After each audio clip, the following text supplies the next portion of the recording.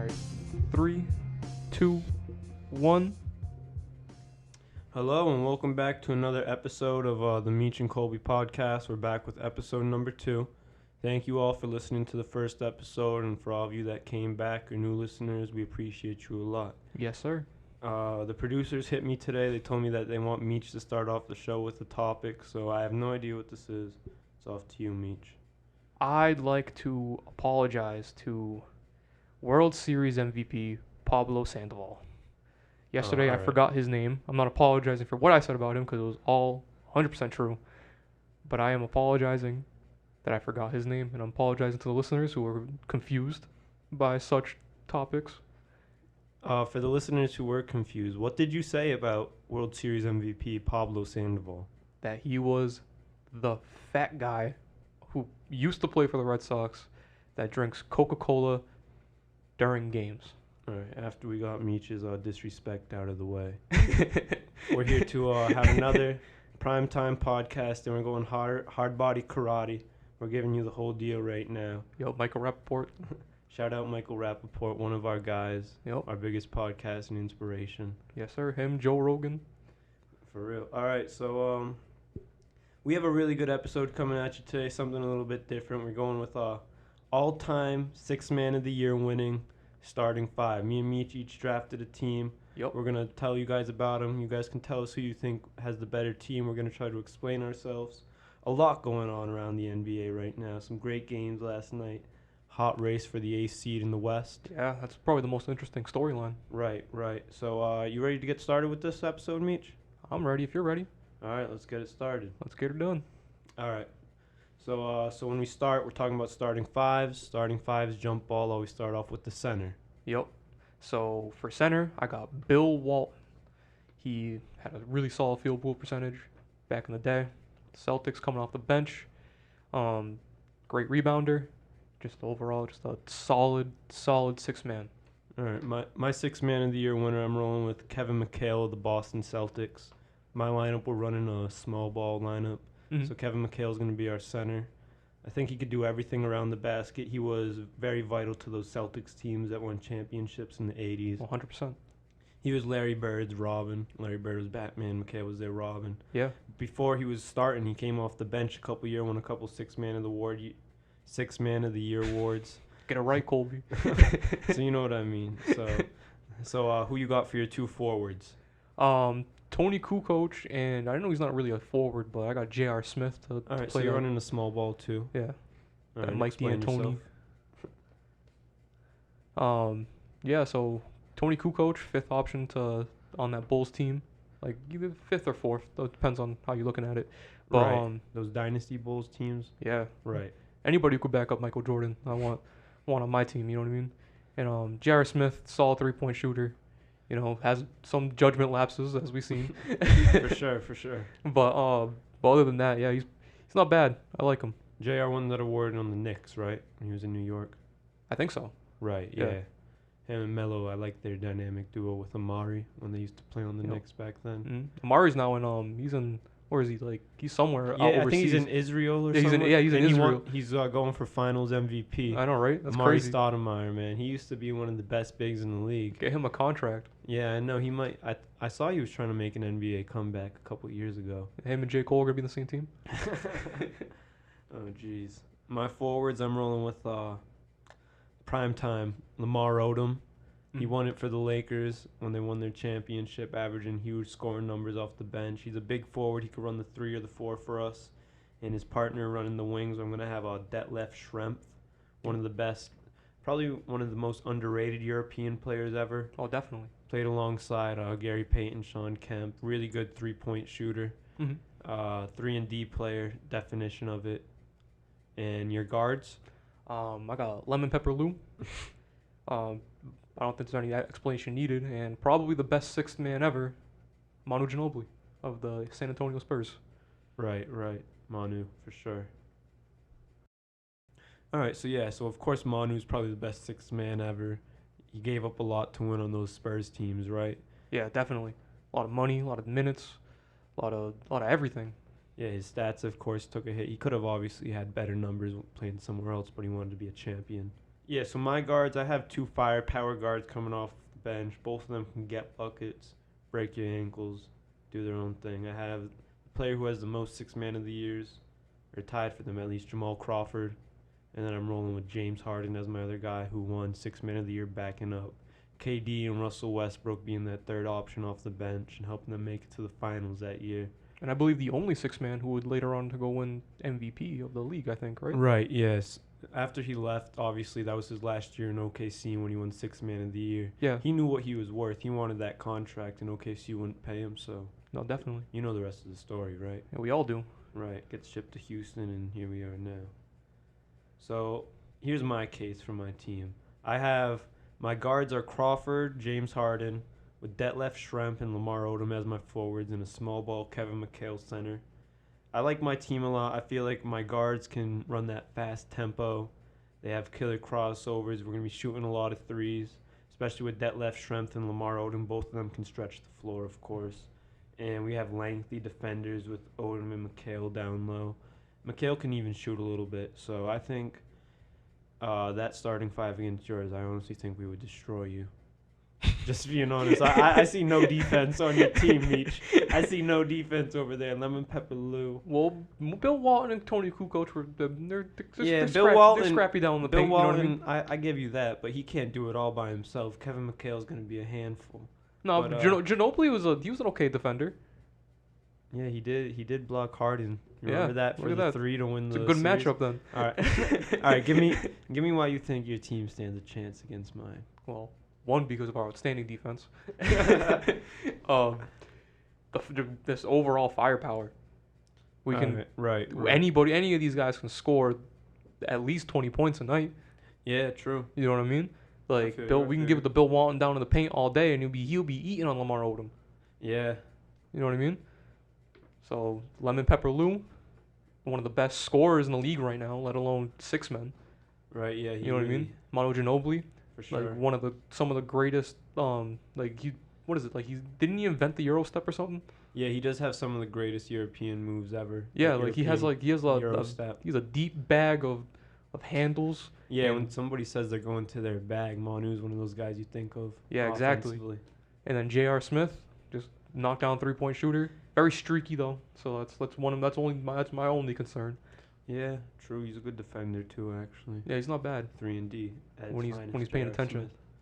Yeah. So. All right, so we're gonna give that up to the viewers right there. I think it would be a good game. All-time 6 Man of the Year winners. Yeah, let us know on our Instagram page. Yeah, let us know. Follow us on Instagram. You know, we actually have a current contest going out, whatever you want to call it, a giveaway. Yeah. So check us out. We're giving away a $25 gift card to wherever you guys want. All you have to do is be following us on Instagram and check that out. Yep. Tag 2 friends. All right, so we got over our 6 Man of the Year debate. Yep. And now, this is something I really wanted to get into. It's so the current Lakers, they currently clinched the 1 seed in the West. Yeah. Congratulations, Colby. Thank you. All the Lakers fans out there know the past 5 years have been pretty rough after the late, great Kobe Bryant retired. Yeah, man. When Jeremy Lin's like your best player. Yeah, we ran through some dark days, man. With Jordan Clarkson being our number 1 option before Jordan Clarkson was even good. Yikes. But so now we clinched that 1 seed, and LeBron's obviously making his push for MVP. Neither of us personally think he's going to win it. No. That's all Giannis all day. So my question is, LeBron obviously didn't make his playoffs his first year with the Lakers, and then they had Anthony Davis the second year. But I don't think that's his fault. I don't think it's his fault that he didn't make the deal playoffs. with injuries. He had that groin injury, which is a very serious injury. Right, especially if you're a GOAT. Exactly. Goats need their groins. So they pick up AD this year, and all of a sudden the Lakers are the 1 seed in the West. Nobody's hanging with them right now. They look really good out West. So whose team is the Lakers, LeBron or the unibrow Anthony Davis's? Give me your opinion first, Colby. All right, I think all day long, LeBron already had his chance with the Lakers. When LeBron was there, they didn't make the playoffs. You pick up AD. AD is like a unicorn. People call Porzingis the unicorn. AD is, I think, even better than Porzingis all around. He's a unicorn with 2 horns. Yes, right. One coming out his front and the back of his body. Yeah. So And a spike. So Anthony Davis, I think he is the most important piece to the Lakers, and the Lakers team is actually Anthony Davis's. He leads the team. He has the most points on the team, most rebounds. He plays the best defense on the team, hands down. Most blocks, most steals, best field goal percentage between him and LeBron. He's the man down low. He's the mismatch against any team. No team out west has anybody that could guard Anthony Davis. We just saw him play against the Jazz against Rudy Gobert, who won 2 defensive players in the end in a row. So what? So Rudy Gobert, he's too big to guard Anthony Davis. He can't guard him on the outside. Doesn't have that lateral movement. And then you want to talk about, the Clippers, who are you going to throw in PG or Kawhi? They're both too small. You just post them up all day. Yeah, exactly. So those are all your defensive players right there.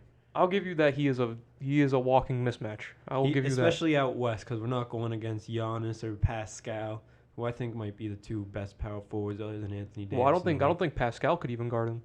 Right, but he might be the second best Anthony Davis defender in the league, in my opinion. I can see that. I can definitely see that. After Giannis, I think. Yeah, especially with what they pulled off the other night. Right, that was a great game. Yeah. Yeah, but I think I totally disagree with you. LeBron is definitely the leader of that team. It's his team. They built that team around LeBron, and Anthony Davis would not be there if LeBron wasn't there, and he's also the leader. You know what I mean? Like, right. But he has taken a back seat to Anthony Davis offensively. Yeah, because he chose to. Right, because Anthony Davis is probably the better offensive player right now on that team. Yes, you're right. Defensively also. You are right, but right. Not necessarily the best player on the team, like with the best numbers, is not always the leader of the team. Okay. But I feel like, so statistically, Anthony Davis is having a better season than LeBron, correct? 100%. Would you say that? Yes. So, but LeBron's the big face for the Lakers in the MVP running, right? Yeah, I guess so. Yeah, so I think Anthony Davis just isn't getting the respect he deserves this year. I think he's definitely going to be all NBA first, all defensive first. Well, if we're saying like who deserves MVP more, of course Anthony Davis does. But whose team it actually is, it's the LeBron Lakers, the Lakers. Right, but you know what I mean? I think if you take LeBron off that team, Anthony Davis still, it's not better than what he had in the Pelicans. No. Either way, if you take one of those guys off that team, they're battling at the end of the West, like the AC, trying to make it into the playoffs like the Lakers were last year, I think. They need each other. They were the 4th seed before LeBron got hurt, though. Right, on Christmas against the Warriors. So I feel like they could have kept that going. Right, yeah, and once you get LeBron to the playoffs, he's just a different animal, which Exactly. we haven't seen in a couple years, so that's why. And that Lakers team was one of the better teams that LeBron had. Yeah, compared to those Cleveland teams that he carried to the playoffs the last 2 years. But he carried the finals, especially when he was in his first run with Cleveland. Yeah, for sure. So speaking of that, so I feel like LeBron's been kind of disrespected because he hasn't made the playoffs last year. He hasn't gone crazy God mode that he does every year when he makes the playoffs. So there's a lot of disrespect, a lot of rocks being thrown at the throne. Hashtag washed king. Yeah, the washed king. So nobody really believed that, though. Yeah, nobody can ever disrespect old GOAT.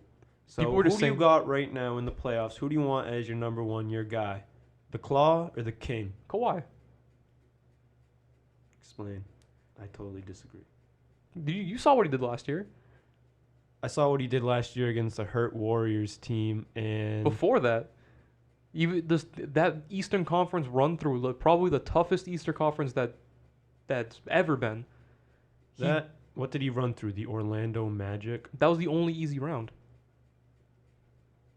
Then he had to go up against like a stacked Bucks Philly team with Jimmy Butler, Tobias Harris, Joel Embiid, and Ben Simmons.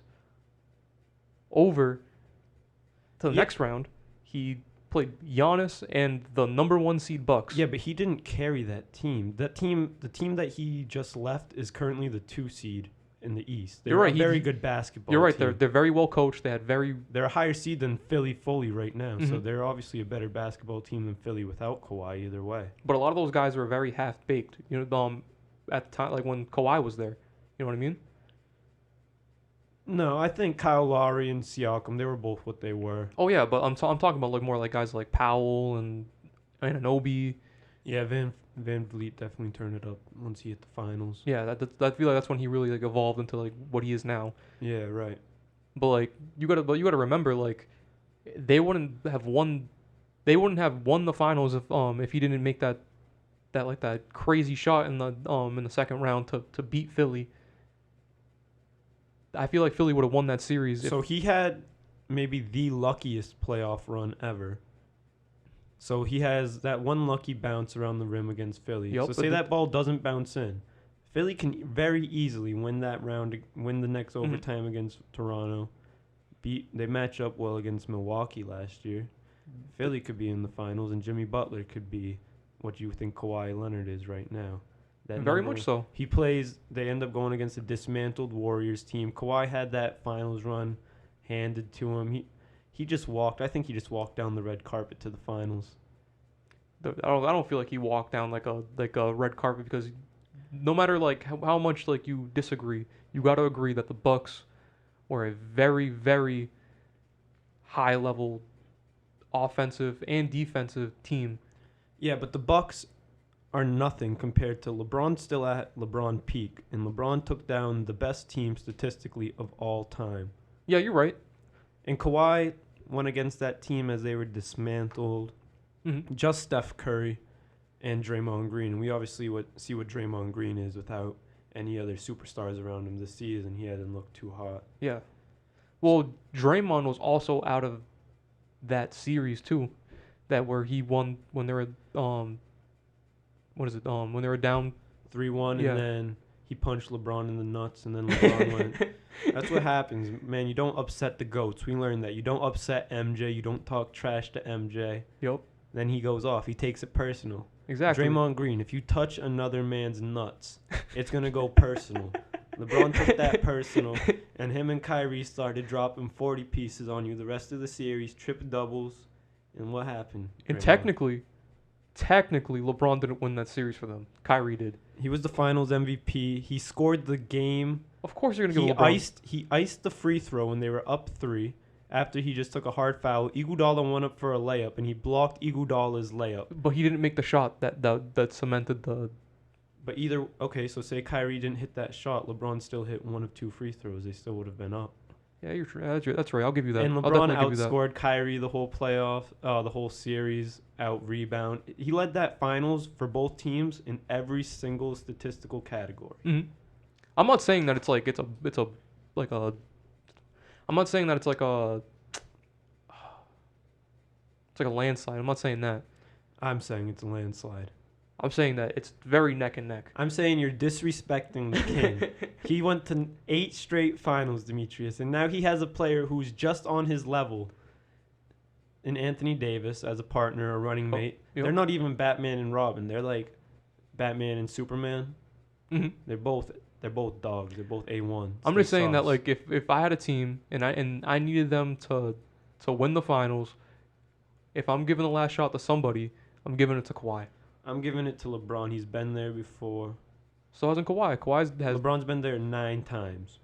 Yeah, but he also 8 in a row. But Kawhi's also in his physical prime. He's got those big old hands. And he's got that hurt leg. He's in his physical prime, Demetrius. The man can't play 2 games in a row. I think he's played probably a third of the games LeBron's played all year. Maybe 2/3. Yeah, you're right. But LeBron's also trying to do like that. He's also trying to do like that Iron Man run where he's like washed king. I'm not washed. You know what I mean? Because he's not. He's still there. He's not washed. You're right. But he's trying to prove it. Right, LeBron, because the haters wanted to call him out. Because guess what? Everybody's a LeBron hater nowadays. But Kawhi doesn't care. Kawhi knows that once playoff comes, like he's gonna go into killer Kawhi. Yeah, that's what happened in last time they played the Lakers, right? When LeBron clamped up Kawhi, put him in super panic mode. put Paul George and Kawhi in the clamp cycle. Neither of them could do nothing. And what happened? AD did his thing. LeBron did his thing. They don't have no answers for AD.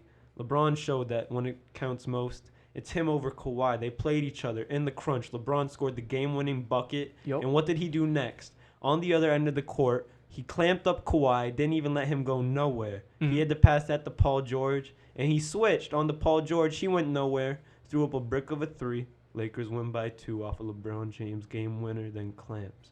That's who I would trust more, just because he just showed us that he could do it against Kawhi. That's not the playoffs, though. Yeah, but in the playoffs, how many times has Kawhi been to the finals? 4, right? 3. 3. He lost to LeBron once, beat LeBron once. and he won with the Raptors. Okay. And LeBron has been 9. 9 times, yes. Right. So he has that experience. How many times have we lost? More than Kawhi's even made it. So Kawhi can't even make it as far as that. Well, I mean, Would you rather lose in the finals or would you rather not make the finals? Yeah, Lose you're in right. the finals all day long. LeBron's proven that he could get there. He's proven that he could stop Kawhi in the crunch lately. mm-hmm. So I would just go LeBron personally. I mean, I get all your points. Trust me, I understand. Like LeBron's he's one of the best players of all time, if not the. Thank you. That's a different argument for a different day. Right. But I think that I don't know, man. Like what I saw last year in those playoffs, I'm still not over it. That was one of the probably the best playoff runs to watch ever. You know what I mean? I had a lot. I personally. You think that was one of the best playoff? You must have been missing those last 8 years in the East, dude. Watching LeBron carry some teams, and him and D Wade punking some cats out East. He swept the East one year. Literally swept the East. Yeah, Nobody took a game from him. Was that the Heat? No, with the Cavs. With the Cavs won. The first time they lost to the Durant Warriors. Mm. They both swept all the way through, and then the Warriors smacked them up real quick. Yeah, man. All right, so there we go. We were talking about. Doesn't I think show up when those it are counts. honestly. Giannis is probably going to win the MVP this year, but LeBron and Kawhi, I think those are the 2 best players in the league. Yeah, definitely. I think Kawhi's probably better as an individual player Right. on both sides of the court. All right. So we're going to move on to some games that we just saw this week. We had a really good week of basketball, a lot of close games. Great week of basketball. Yeah, so Demetrius, Celtics haven't looked too hot coming out of the bubble. They're 1-2. It's okay. It's all right. We're a microwave team. And they just lost to the Heat without Jimmy Butler. It was a kind of a rough game to watch. The Celtics came back. They started off with a pretty good deficit. Mm-hmm. So what do you have to say? What do you have to say about your C's? As long as we maintain that 4th seed and we stay out of the 3rd, because that's just the path of destruction that I don't think we're gonna be able to get out of, facing Philly, then Toronto, then the Bucks, all in one playoff stretch. Right. So those are the 3 best teams and the 3 biggest teams that are the biggest threat to us as the Celtics. That's their worst match. That's It's their all worst their scenario. Yeah, that's any team's worst case scenario. You know. I think that once we get probably to game 6 or 7 of the restart, the seeding games, we're really gonna turn up the heat, and we're gonna come together as a team. Kemba's gonna be off that minutes restriction, 'cause that's what's really hurting us, is that we don't have Kemba in the 4th quarter. Yeah, So- Wanamaker's out there. Yeah, and Wanamaker's not very much of a closer. You know what I mean? Right. No disrespect to Wanamaker. At least I remembered his name. Yeah. So I don't think that we have too much to worry about, but we're not looking good. But it's not a big deal. You know what I mean? Right, yeah, and Jimmy Butler was out. Bam Adebayo stepped up. He shot a lot of free throws. He looked like James Harden out there. Yeah. He didn't hit a lot of free throws. He shot a lot, though, but he's what really killed the Celtics that game was the big size of Miami, and I think that's Boston's biggest weakness going into the playoffs is their size. Yeah. All the teams that have their way with us is size, but the 2 games that we played against Miami, we beat. Right We beat before them. the bubble? Yeah, before the bubble, we beat them, and we beat them by a lot. I was there one of those games. Trust me, I remember it. We beat them by a lot, so I'm not worried about it. You got to win 4 games to win a playoff series. You know what I mean? Right, no, that is good. That is true. So, yeah, so the Heat's best player, Jimmy Butler, was out. The Heat still took the win over Boston, so we're going to talk about Jimmy Butler's old team, Yep. Philly, the Philadelphia 76ers. Embiid said that he loves Ben Simmons and he wants to spend his whole career in Philly. How much do you think that's truthful? After what I saw this weekend, or not this weekend, but throughout the week, Right. I don't think that's very true. I think either he's gonna choose to leave, or he's gonna leave on his own at some point. Right, so you think he's either going to request a trade or he's going to leave via free agency when his contract's up? Yeah. Or I don't think he's gonna request a trade. I think he just might get traded because he's not great for team chemistry, as good as he is. Right, yeah, no, for sure. And him and Simmons I don't think the puzzle pieces match with them. No. And especially what happened with him and Shake Milton. Right, yeah, explain that. Well, Who exactly were they playing? Because my memory's kind They of were foggy playing right the now. Pacers. It was their Yeah. first game back from the bubble. Is that when T.J. Warren dropped 53? Yeah, he had a 50 piece, 53 piece on him. Yeah. So on the bench, let's just say that Embiid used some colorful language towards his comrade, Yeah, and Shea Milton wasn't backing down either. They were both yelling at each other, and and they had to be separated. I think Matisse Thybulle got into the middle of it, broke Yep. it up. Yeah. Not good for Philly at all. No, yeah, they're already dealing with a lot of chemistry issues. Encore, yeah. On the court, yeah, they don't really. It just doesn't look like that they match together. Joel Embiid and Al Horford look so awkward standing alongside one Mhm. another. But I really think that's a testament to coaching. Right, yeah, Brett Brown's probably out of there after this year. I think if they can't do anything, at least Yeah. in Eastern Conference Finals is what I think Philly's ceiling is. Mm-hmm. I think they could definitely get there. They have the talent, they just don't look that good on the floor together. Yeah, exactly. But that's like I feel like a good coach can make all that talent that they have work. You know Right, what I I mean? like their move too to move Horford to the bench, bring in Shake Milton, because they were a really big team. Yeah. Starting five was huge, and in this day and age, they need to be a little bit smaller. Yep. The East is actually the larger, like a big conference. They're the best teams out East have big men, except for Boston, really. Yeah. Even down to the Pacers, the Magic. Mhm. Magic have Vukovic, and the Nets both have Jared Allen and DeAndre Jordan. Yeah. They might not be some of the best centers in the league, but they're very, really good centers out East. Oh yeah, definitely. So the Rockets Blazers played last night also. Yep. James Melo. Harden versus Damian Lillard. Yeah, vintage Melo game. Mm-hmm. I'm a big Melo guy. I've been seeing a lot of that vintage Melo like recently, especially against the Grizzlies the other day. Yeah, people were calling Melo wash, man. Isn't it crazy that Melo had to go on to First Take and like beg a Yeah. team, like literally beg a team that he was still good enough to play to Stephen A. Smith. Sad, but I'm glad he's doing good. You know, Yeah, I was one of those Melo detractors. I'm not gonna lie. Yeah, I thought that he wouldn't accept his role, but I definitely felt different after the First Take interview. Right, yeah, he definitely changed himself as a person. Yeah. Like a hooper, not necessarily a But person, but From going on what happened in OKC, like I don't blame people for thinking that he wouldn't accept his role because he really didn't. right, yeah. I remember the first day he got there. Okay, so he was like, "Me coming off the bench? I know, I'm right? Carmelo." In that interview question, but in Portland, he's accepting his role. Everybody likes him there, I think, too. I feel like the whole league likes him there. Yeah, everybody likes Melo. He's I hope kind they of keep him. yeah, he's kind of doing his own thing. He's just on a cheap contract, low risk. Yeah, he's like an Andre Iguodala type. You know what I mean? Yeah, he's like a grandfather to all those guys. Yeah, literally. even like in style of play, like those people are definitely influenced by how he was playing like the early 2000s. You know what I mean? Yeah, and he was getting down the stretch yesterday. He was real clutch for Portland, and he's going to be very vital to them if they get that 8th seed or making that push for the 8th Definitely. seed. I feel like if they make the 8th seed, they have a decent chance of beating the Lakers Yeah, and going not as deep as they went in the playoffs last year, but going like deep enough, maybe like a second round exit, the lowest. You know what I mean? Right. Right now, Memphis still has that 8th seed. The Suns are down in the bubble, and they're 3-0 actually. Devin Booker came up clutch against Paul George down the stretch yesterday. Yeah. You saw that? Yep. There's just another pin in the hat of Paul George's case for not being as good a defender as people make him out to be. Yeah. Well, a lot of times, great offense does beat great defense. Yeah, He you're does right. have his hand in their face a lot of the times, but he has had some really clutch shots hit against him in the playoffs. A lot of them. I just watched a compilation. That thing was probably at least 5 minutes long. Yeah, definitely. But yeah, so Booker and the Suns are 3-0 in the bubble, and they are actually making a push for the 8th seed. When they got there, I didn't think they even had a chance. I thought the NBA just put them in there just to make Devin Booker happy. He's a young star in the league. Yeah. Because they were at the bottom of that. The Kings are looking disappointing in the bubble. Yeah, as usual.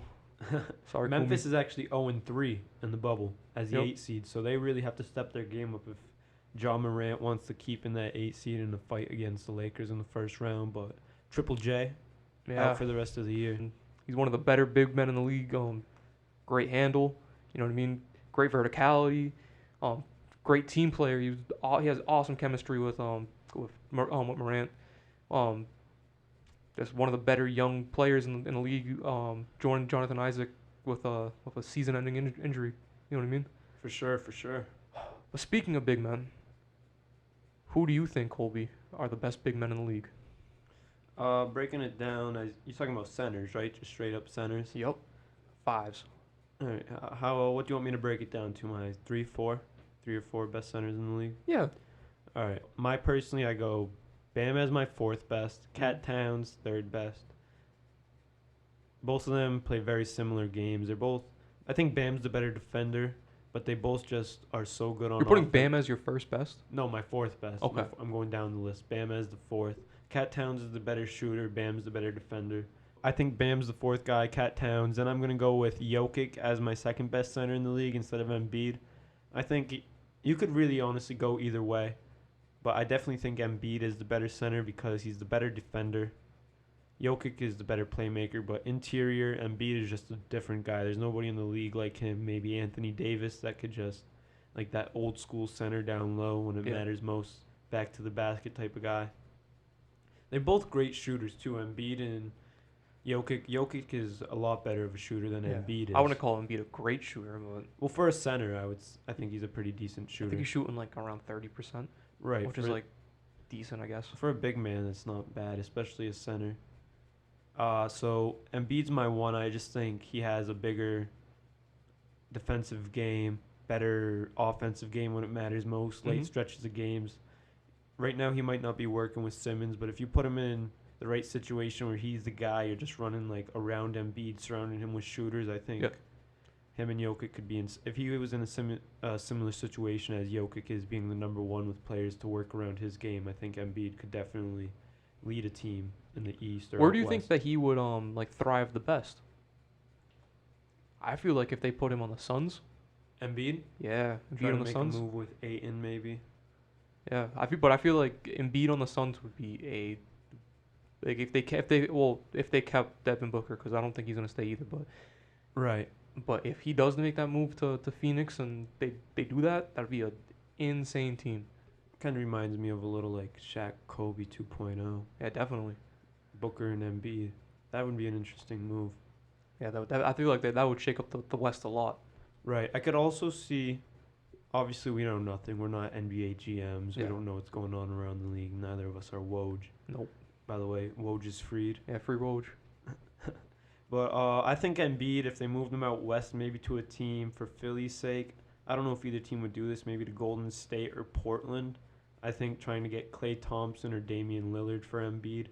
Both teams could definitely... If he went to Portland, they'd kind of restart with Embiid as their guy, try to surround the team around Embiid. Yeah. And if he went to Golden State, I think moving away the Splash Bros, Curry and Klay, I don't know if they have any more championships left in them. They had their run. They might, but I don't think they will together, and I don't, unless they get Giannis. Yeah, which is looking pretty likely. Maybe. If they got Giannis, I would maybe keep the Splash Brothers, but yeah, definitely. if you can't get Giannis, I would think maybe trying to do some sort of trade, Klay for Embiid would be good, because then you could pair Steph Curry with one of the best centers in the league, and Klay could definitely help spread the floor for Ben Simmons. Yeah, 100%. My top 4 big men: Nikola Jokic, Joel Embiid, Cat Towns, and Andre Drummond. Why do you have Jokic over Embiid? Well, he's a better passer, better playmaker. He's an MVP candidate almost every year. He stretches the floor way better than Joel Embiid could ever dream of. He's just overall just an amazing player, and I feel like that he's probably my favorite player to watch in the NBA. Right. I think if they switch situations, Jokic and Embiid, I think the 76ers would be far better, honestly. Because they'd be in the finals. Jokic could spread the floor for Simmons, but I also feel like if Denver had Embiid, they'd be in a better position too, just because he's a more aggressive big man than Jokic, and they don't have another option beside Jokic. Jokic is pretty much their one. You might want to call Jamal Murray his Robin, but he's not really one of the best backups, especially in the West. Yeah. I think you need more of an aggressive big man that can really get down and dirty with it. So I would say, I think honestly they would fit better on opposite teams of each other. I don't know. I feel like if you did like a little swap of room, it'd be pretty much the same, and Denver would be just come the Philly of the West. Right. Yeah, but I think they'd be similar to what they are now. I don't think Denver has a chance of going to the finals without anybody beside Jokic. Really, he needs some help. Who do you think's a the good? the young core that they're developing right now, like MPJ, Michael Porter Jr. He's really exploding. He just dropped like what 30 the other night. Yeah, he dropped his career high. Yeah, so like he's developing really well. So I feel like that he's gonna eventually evolve into that second guy if Jamal Murray doesn't take another step to like especially offensively. You really want to risk your bet though on Michael Porter Jr. being the Robin to Jokic's Batman? Yeah. Jokic is barely, to be honest, in the West. Jokic, you need something really good next to Jokic because the top teams, Clippers, Lakers, all four of their top two players, Anthony Davis, LeBron, Kawhi, Paul George, you can argue all four of those guys are better than Jokic. And Jokic doesn't even roll, so Jokic is rolling to the battle with him. And Denver's they have a really good team around him. Yeah. But it's pretty much just him as their one. Jamal Murray's their second guy, maybe Millsap. Yeah. And I think going against, especially in a 7-game series, you're going to need more than just Jokic going at it. Because you could throw, like if you're going against the Lakers, you could have Anthony Davis throw all his attention on Jokic, do his best to stop him, and then you're really hoping Jamal Murray is that second guy. And even like teams out east, like the Bucks, their second guy is Middleton, and I think he's better than anybody the Bucks have, close to anybody the Bucks have. Even that's really like a 2-man team, to be honest with you. Yeah, they do have really good pieces around Giannis, a lot of shooters. Yeah, Brook Lopez is probably like they're the most underrated player on that team. I feel like without him, they wouldn't be as good as they are, especially defensively, because what they do is they do almost like a 2-pronged attack on defense. So like when Giannis has to guard towards the 3-point line, they feed whoever's like driving or whoever has the ball into Brook Lopez, who has one of the best like blocking games like ever. You know what I mean? Right. Yeah, he is very good defensively. Yeah. So like I feel like without that piece and like without that tactic, they wouldn't be as good as they are, because they really do keep their opponent's points real low. You know what I mean?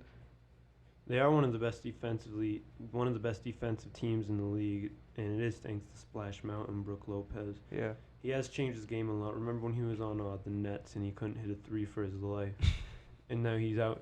His brother too, Robin Lopez, was never really a shooter. Yeah, but we talk about practice, to Milwaukee. Yeah, then they both come to Milwaukee and they just adjust their game to Giannis to become shooters, which is really cool. Exactly.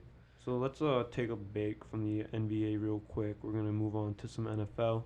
Okay. Some topics real quick. Antonio Brown recently retired from pro football, or so he claims. He might have retired 3 or 4 times already, and he just keeps popping back. So even though he is retired, the NFL hit him with a 6-game suspension. 8 game actually. 8 game suspension, half the season if he comes back. That's if somebody wants to take. If a team, we know that he's one of the best talented receivers in the league. Yeah, definitely. But he comes with a ton of baggage. Right, yeah. We talked about Embiid having some baggage. He's nothing compared to Antonio Brown. I know, right? Embiid's just a little backpack. Antonio Brown's like a whole suitcase. More than a suitcase. He's like the whole baggage claim. You know what I mean? So the NFL hit him with an 8-game suspension. No team really is looking too interested in him right now. Maybe Baltimore, I've heard. That's what I was about to say. Baltimore is probably the most interested because their star wants him. Yeah, Lamar, obviously. Yeah. Do you think Antonio Brown, there's any chance he comes back to play in the NFL? If a team is really desperate, maybe. But I'm not that tapped into what team needs a receiver the most, you know what I mean? But if somebody big gets injured and they really need someone, Antonio Brown isn't too bad of an option if they don't mind taking on all the press and all that, you know what I mean? But just what all the stuff that he's done, like the sexual assault allegations and almost killing a baby with a piece of furniture, that's too much. I personally wouldn't do it. Right, yeah, it is high risk, high reward though. Yeah, definitely. High risk, high reward. And Antonio Brown, he's even when he gets on some teams, he has done some crazy stuff in the past, like Pittsburgh Steelers, they won his playoff game once, and the first thing he does in the locker room is he goes onto Instagram Live when everybody's in the locker room celebrating and the coach is giving like his after game speech, kind of just like trash in the other team, and like you can't have that stuff publicly. That's locker room talk. Yeah, you know that's what I bad. mean? It's bad for team morale on any sport. Right. You know It what I makes mean? the coach look bad, makes Antonio Brown look bad, and even then he forces his way out of the Steelers to Oakland. Yep. And then when he's in Oakland, he's kind of just like an ass there. Like Yeah, you know what I mean? definitely. Like he works his way out of Oakland. He just does a bunch of stuff that he shouldn't have done. He talks bad upon Mhm. his teammates, even when he was there, his coaches, and he eventually got released and got picked up by the Patriots. You remember that, right? Yeah, he played one or two really good Yeah, games. he played one game with the Patriots against the Dolphins in Miami. Yeah. And he did play really good, and it looked like man, the Patriots just got a steal. Mhm. This guy just got cut from the Raiders, picked him up for a cheap contract. Yep. And after one game, he ended up getting cut because The sexual assault allegation, right? right, yeah, they wanted him to keep his nose out of everything, just stay Mhm. clean, stay out of it, but he didn't. But he had two major allegations against him. Like one with like an art person who like comes to your house and decorates for you, I guess. And right. and his trainer. And his trainer is the most troubling one because that suggests that it was much more than just harassment, you know what I mean? Oh, jeez. Yeah. And then he got released from the Patriots, and ever since then, there's been some teams when a receiver goes down, like you said, when a star receiver goes down or a team loses somebody via trade or free agency, Antonio Brown's name pops up once in a while, but Yeah. the risk is just much greater than the reward, even though the reward could be one of the best receivers in the game. Yeah, definitely. I feel like he's not getting a contract until until he gets acquitted of any of those allegations or anything like that. You know what I mean? Yeah, and there's so many behind him. Who knows how long that's going to be. Yeah. So moving on to some more positive NFL notes, not just the bad of Yeah. Antonio Brown. The NFL players voted on who they think were the top players in the league. Mhm. And they voted the top 100, but it broke down to simply the top 5. I'll run them down to you right now with Okay. Michael Thomas, the Saints receiver, coming in at 5. Mahomes, 4. Aaron Donald on the Rams, he came in 3rd. Russell Wilson, 2nd. And Lamar Jackson, 1st. And this is strictly voted on by the players, so there's no media influence or anything who they think's Yeah. the best.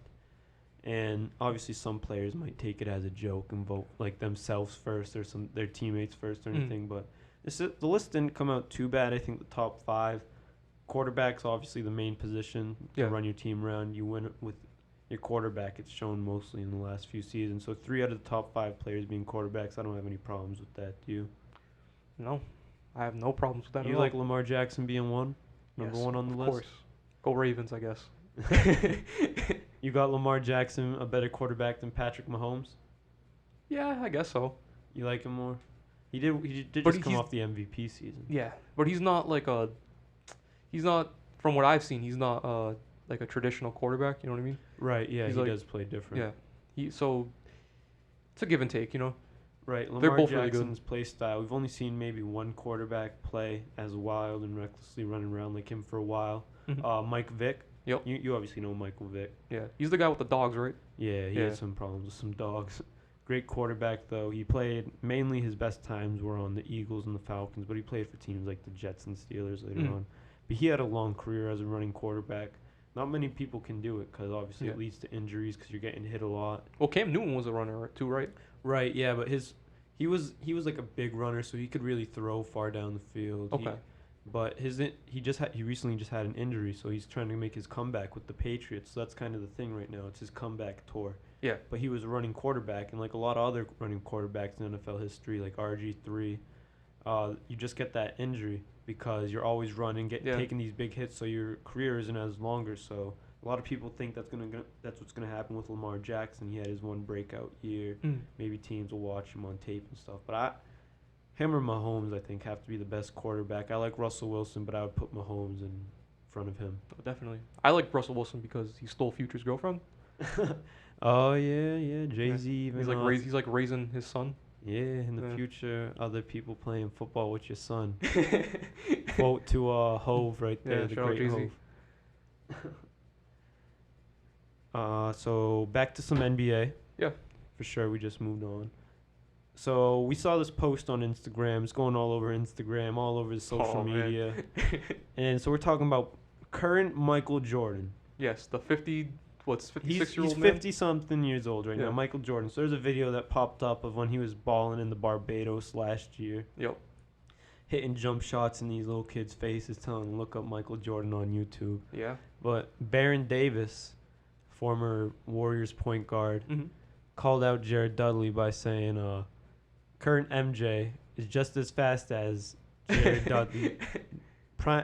Like Jared Dudley right now, professional NBA player Jared Dudley. Yep. And he thinks that Michael Jordan could do the same thing Jared Dudley could do on a team. Yeah, I believe that. So you would want, if you had to pick one player on your team, Yep. you're the Lakers right now, because we're just going to say that because that's what Jared Dudley's team is currently. You're going Okay. for a championship run. I mean, if we're The going last for player off your bench, you would rather Michael Jordan over Jared Dudley? no, if I'm going for a championship, no. But if I'm a team like the Knicks or the Bulls or the Wizards or the Suns, just a bad team, and I need to sell tickets and respect the legend at the same time, of course I'm taking Michael Jordan over Jared Dudley. That's where me and you differ, man. I want my team to be real basketball. Like, I want the real truth. I want all these players. I want the best players to do what they do. Jared Dudley's that real vet. I feel like Michael Jordan's just gonna ruin every single young player out there. Like, even 55-year-old Michael Jordan's gonna be betting with young Tyler Hero to see who could hit more jump All right, shots. they're all gonna develop gambling issues. Yeah, they're all No. gonna become gambling issues, and he's gonna complain when he's not getting minutes. Jared Dudley can go weeks without playing a I don't. game. That's true, but I feel like older, wiser Mike is he's gonna understand. Like, obviously, like I'm not gonna be playing like crunch time minutes, like 35 minutes a night. You know what I mean? Like, right. but like if they're playing like a back to back and like somebody's just sitting down. You know what I mean? And it's And like they're up 40. a non-crucial game. You know what I mean? They're up 40 with Give 2 him like minutes 20. left. Give him for let him play for as long as he can. You know? Probably 12 minutes with the amount of cigars he smokes. Yeah, bro. probably. but he'll get buckets in those 12 minutes. Yeah, I mean, if he could keep up with these professional athletes who've been training for the last like 15 years of their lives. So obviously, one-on-one, that's a different game. If you give him a whole off season to right, condition yeah, yeah. If you did put Michael Jordan, if you gave him that dedication, though, to give him like the train, Jenny Craig diet. have him on some lean cuisine. Yeah. But Eating lean pockets every day. one-on-one right now. You got current Jared Dudley, current Michael Jordan, Current Michael Jordan 1v1. 1v1. Yeah, 1v1 to 21. I feel like that's MJ's game. Yeah, Damn, I don't know definitely. if MJ could keep up to 21, bro. That's I a think he long could. game. I would make that game 11. All right, fine. 11. Either way, I'm still taking Mike. Yeah, yeah. Jared Dudley's game is straight offense. He is a straight bucket. Jared Dudley. Okay. Yeah. I mean, going against current NBA players, he doesn't look like a straight bucket, right? Because he's not even playing minutes. But if you were putting him against a 50-something-year-old Michael Jordan, I don't think he'd even be able to keep up with Dudley. Dudley would be hitting step-back threes in his mouth, talking all that. You know Dudley talks that trash, too. MJ might talk that trash, but... Yeah, but think about talking trash to Michael Jordan. Yeah, It's gonna Dudley's fuel- going to take it personal. It's going to fuel his fire. Yeah, that is true. That is true. 1v1. Current 57-year-old And you know Mike's going to put money on the line, too. He is, and That's he's gonna be probably one- going to put down more money than Jared Dudley even has. He's like, I'll put down 3 of your contracts. That Jordan money. That Jordan brand money. For sure. I would go Dudley. I'm going Mike. I have to go Mike. Mike will beat him while smoking a cigar. While smoking, he'll beat him, then smoke a cigar on the No, sideline. no, while smoking a cigar. Like, he will be on the court, dribbling the ball with a cigar in his mouth, beating Jared Dudley. That's a hot take. That's a hot take, but MJ is a different animal. He does take everything personally. Exactly. That's why I'm never counting him out. Oh, so what's your favorite game since the NBA restarted that you've seen so far? Definitely Blazers and Grizzlies. Oh, that first game back? Yeah. Or Toronto and Lakers. Yeah, those have been some good games. Why do you? So you said Blazers Grizzlies first. Yeah. What really stood out that game to you? John Morant's plays, Melo. I love seeing Melo thrive. And that was probably Melo's best game since he's come back in the NBA. In the clutch, Yeah. especially. So, yeah, definitely. I like Celtics Bucks a lot too, even though we lost. That was a good game. I got really emotionally invested in Yeah, because the Bucks came out the guns hot. They came out spanking the Celtics, Yeah. and the Celtics played runs the whole game, and it was just kind of back and forth. Jason Tatum was pretty much just not there, but even without Jason Tatum, we still kept it. Um, yeah, but like that was a really tough game for us, especially Tatum. I'm glad he got that haircut. Definitely glad he got that haircut. Yeah, his next game back, he dropped buckets against the Blazers. Celtics came back against the Blazers. Oh, I was so happy when Brown he and was dropping Tatum. buckets. Brown and Tatum looked like what they usually do, a couple just dogs from the wings. Can we talk about Paul Pierce on the virtual fan board? Oh, That was probably my favorite moment out of the whole bubble. he was like, he got depressed when the Celtics, they were up huge at one point, and He was the Blazers cheesing. went on a run. Yeah. And then he was like laying down depressed. Celtics came back, he got up, he was cheesing. It was fun watching the truth on the side. Oh, definitely. I loved his big old smile. He was like Yeah. his face was way too close to the camera. Yeah. What was your favorite game? I really liked watching. I liked that first game that happened since the NBA restarted. The Jazz played the Pelicans, Yeah. and Zion Williamson didn't get to play in those final minutes because Yep. of his minutes restriction. He looked But very angry. yeah, he did look mad on the sideline, but they were just Brandon Ingram was just getting buckets. Yeah, The Pelicans as it just usually kinda- does. Yeah, they just let him do his thing, and he kept him in that game the whole time because the Jazz they're like a real team out west. They're like Yeah, facts. they're real solid all around. They're missing Bogdanovich, which kind of hurts them, but That hurts they're- him a lot. Yeah, he did start for them. Joe Mhm. Ingles stepping in, but Joe Ingles. But the Pelicans did look good. They ended up losing, which hurts because I think when you're that close and your best player is probably Zion, you got to put him in at the end of the game. Yeah, that's exactly what I feel like happened with the Bucks Celtics game is that Kemba was on a minutes restriction, so we didn't have our closer. You know what I mean? We had Brad Wanamaker, like I said yeah. earlier, like he's not a closer. Yeah, Kemba is that guy that you want with the ball, making plays, especially against the Bucks. Especially when Jason Tatum's like that cold. Yeah, and he's not hitting anything, and you can't just rely on Jaylen Brown the whole game. Even though he did try his best to keep us in that game. He did, yeah, he did play really good. Him and Smart Yeah, Smart came out hitting threes all Mhm. over people. the whole night. Yeah, then there were some questionable calls at the end. Bucks ended up winning. That was a That great should game. have been a charge. And No, I'll stand by that. I'll vote. disagree with you there because Smart, his feet weren't planted outside the circle. When Giannis was taking his Euro step, Mhm. so once the ball handler takes a step, whatever position the defender in, you can't go to a different position before he hits you without it being a blocking foul. So Smart was outside of that little circle before Giannis started his Euro step, and after Giannis went up with the ball without taking a dribble, he was jumping out of midair, then planted himself. But Giannis's Euro steps are so long because I've seen him say that he could dunk from in between the 3-point line and the half-court line with just 2 steps. He Wow. could hit a layup or he could dunk. So he took his 2 steps and Smart actually jumped and he landed outside the circle. His feet were planted, but he did move outside the circle before Giannis started. So I would say it was the charge. All right. Great call, close call. All right, but the egregious basket interference off of Gordon Hayward's layup that was like literally right about to roll in until Giannis went up there with his big old meaty claws and whacked that crap right off the rim. He did foul Tice too, I thought. Yeah, he did. He punched him right in the groin. Yeah, the NBA. I feel like the NBA definitely doesn't want their MVP, fouling out of a close game against. I think that was the first game back too. Right. Yeah, I think Yeah. so too. Bucks Celtics came back first time. Yeah, they So, both did play. Their Yeah, first I think the game NBA was against just each like keep him in. other. Yeah, because he did He might have had 6, 7. Some may argue 8 fouls. Yeah, And he did play the whole game. Nobody fouled out on that team. I was Then I Marcus was Smart. very angry. Yeah, then Marcus Smart made some comments against the officials, and 2 games later he's Yep. fouled out in the third quarter. So Yeah, who knows how that works, right? and fined $15K. Yeah, Jaylen Brown posted a picture of Giannis holding the referee's hand after All the right. game. He probably got fined for that too, actually. Whatever, it's worth it. I would have done the same thing. All right, so I think this is the perfect time for us to take a break real quick. Be right back. Yeah, thank you. Hey guys, let's take a break real quick. We're gonna talk about Anchor Podcasting. Yeah, it's our sponsor for the day, probably for every day for a little while. So, Colby, take it away. Yeah, so Anchor is that prime time podcasting app that everybody needs if you're looking to get started.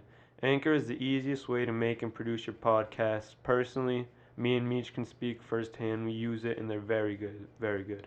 The best at what they do. Yeah, the best part about it, they're absolutely free. Like we said, they're primetime podcasting, so they do what's good for the people. They're free. Anchor distributes their podcast to all major podcasting platforms like Apple Podcasts, Spotify, Google, all that good stuff, and many more. They have great tools. They want everybody to succeed and grow as a podcast. Me and Meech definitely know about that. And pretty much everything you need for podcasting is in one simple app, free to download, easy to use. Check out the Anchor app. Download the free Anchor app or go to anchor.fm to get started on your own podcast. Thank you, Anchor, for sponsoring our podcast, and we hope to grow. Thank you. Yeah, thank you. All right, and we're back.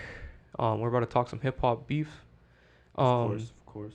Me and Colby are gonna tell you guys our 2 favorites of all time. I'm gonna go first. My favorite is definitely Tupac versus Nas. And before we get into like how the beef started, I'm gonna give you all some backstory. And I don't believe Colby knows about this either, right? Yeah, not the full story. I know a little bit about it. So so the whole thing started. Tupac and Nas's relationship started. In the early '90s, Nas released Illmatic, and Tupac had a couple albums coming out and was making a name for himself out west around that time. Both had classic albums out around the same time. Held each other in really high regard. They were both on friendly terms. They stated in interviews that they wanted to work with each other at some points. Right. But in '96, with the whole East Coast West Coast like beef that was going on between Mobb Deep, Biggie, Death Row Records, which does include Tupac and all those guys. Nas released his second album. It was Written, and one of the songs on the album, The Message, It was kind of a flop, right, compared to the Nas's Illmatic. Critically, yes. It's still Nothing stands with the Illmatic, right, from Nas, in your opinion? Yeah, I mean he's definitely had good albums like Life Is Good is a really good album. It Was Written is still a really good album. Nostradamus is probably his worst, but yeah, there's more like Stillmatic is really good. Godson is also a good one, but yeah. So anyway, Illmatic was out at that time, and so wasn't Tupac. But in '96, It Was Written was dropped, right? And It Was Written had a song on there called The Message, right? And Yeah. the opening lines of The Message is fake thugs, no love, right? Mm-hmm. And then he talks about, in the same song, he talks about getting shot and leaving the hospital the same night, just like how Tupac did in the studio shooting. The exact same thing happened to Tupac, right? Exactly. And then Tupac took great offense to this, especially because Nas is like he's affiliated with Mobb Deep. Right, all the East Coast guys, and there's a lot of East Coast, West Coast beef. Yes, exactly.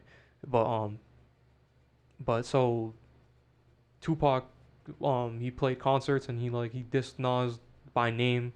He went in interviews saying that he did not mess with Nas at all. Right, he was like trying to say like, don't be telling my stories in your raps, right? Or he just like totally discredited Nas and like saying that that was like my life, not yours. That You know what I mean? didn't happen to you, right? Yeah. Right. But so Nas didn't really respond to any of it, because there really wasn't a real song put on wax yet. You know what I mean? Right. Yeah, there was no hip hop music beef, right? So where this beef really gets interesting is the time frame of how it ended, and like what actually happened, because everybody has a different story. You know what I mean? Yeah.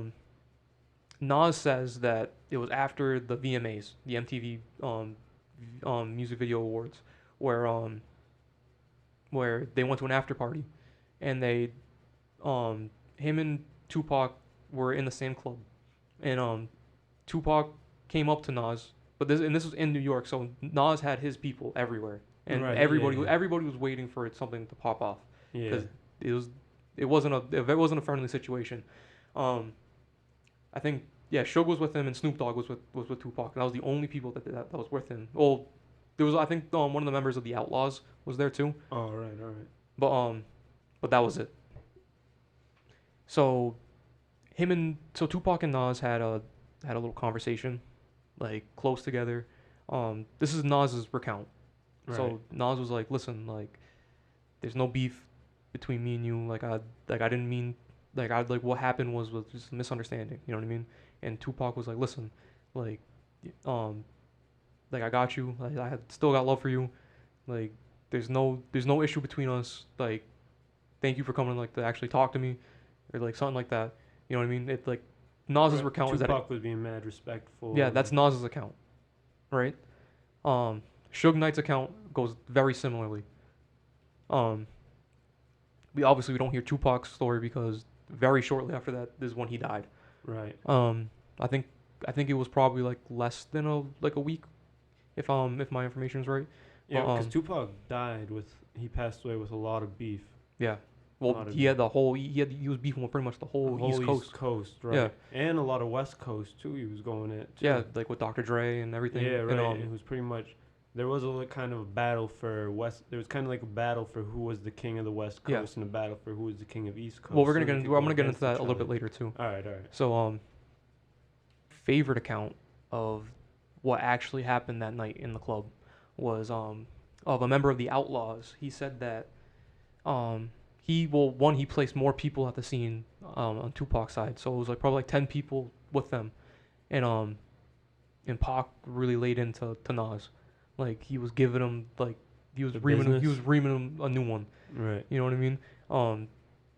And Nas, he said that Nas just sat there and took it, and Nas had probably like the whole club armed and dangerous right now. Yeah, you know what I'm saying? Yeah. But then afterwards, they said that like that Nas profusely apologized, and just like pretty much like begged Tupac to just forgive him. You know what I mean? Right. And yeah. So that was one account besides the two peaceful accounts of Nas and Suge. Right. But then Snoop Dogg said that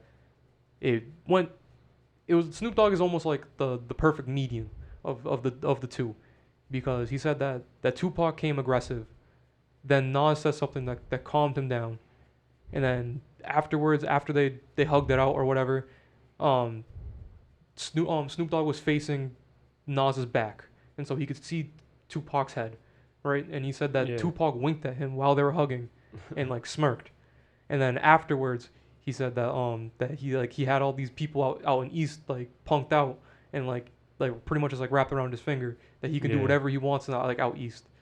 Oh yeah. And this is right before they were about to set up Death Row East. Right. Oh shit. Okay. Yeah. So they were ready to like almost like invade the East. Right. Yeah, in like a hip hop sense of things. Mm-hmm. But so on Tupac's first album after he died, Machiavelli, there was a song on there called Against All Odds where he destroys Nas. He destroys Nas. He literally... It's a diss to Nas, right? Yeah, diss to Nas, Big, Jay-Z. All East Coast, right? Mobb all Deep. East Coast, but like the first person he goes after is Nas. And Nas couldn't do anything about it because he was already dead in there, and he thought, from his account, they already squashed the beef. And during that conversation too, like he told Nas that like, listen, I got a diss track on my album, towards you, I'm gonna cut you out of it, and that's what he said. But I don't know if that's actually the case. Right. So in my mind, I believe Snoop Dogg the most. I was gonna ask you which story you believe the most. And that's in my mind definitely was Snoop Dogg. But and also in Against All Odds, he disses Dre like you were talking about with the whole West Coast beef too. And I think he disses everybody because like right, I think that's what the title is, Against All Odds, because he's beefing with so many people. Like Tupac, I think, is like the king of beef, and I feel like he's never lost. Yeah, I feel like Nas is also, he beefs a lot out of New York City, but I feel like he has taken a lot of L's. Yeah, definitely, especially with Tupac, because like he just didn't have an opportunity to really like defend himself. Yeah, I've heard there's also some very good Tupac diss tracks from Jay-Z, and I heard there's actually a Nas one too, but neither of them have been released out of respect for Tupac because he passed away. Yeah, I've heard that too, because Jay-Z was really not a fan of Tupac, especially when he was alive. Right. You know what I mean? Like Just Big's his brother. They're boys. yeah, exactly. That is a great beef. There's obviously mad other beefs between those guys, like Tupac, Biggie. That's obviously one of the best hip hop beefs ever. It's one of the most known. Yeah, Jay-Z, Nas also. Those guys get into it. Nas got into it with. Didn't he get into it with some people from like Big too, Mobb Deep too? Yeah, he did. Right. Yeah, and then That's another good story too. yeah, there's so many. We're gonna have more like this on the podcast. Meech is the hip hop guy over here. He'll be able Meet to your story time. Yeah, he'll be able to throw us down some lessons, get you into tune with it. Some of you may know these stories, some of you might not. It brings back memories, or you learn something new. But that's all we got for this episode this week. Yeah. Hopefully this episode was better than last week's. Yeah, we'll be back next week for sure with some more hip hop, NBA, some more NFL topics before the season gets started up. When the season gets started back up for football, we'll be talking about that more. Yeah, definitely. Playoffs going to be coming soon in the NBA. Yeah, I'm excited for that. Some things to get happy about. So we have that giveaway going away on Instagram right now. Mm-hmm. And then, so we'll be back next week. Yeah. Meech, you have anything to say? No, just participate in the giveaway. Yeah, thanks everybody. It's been all love. Have a good week. Yep.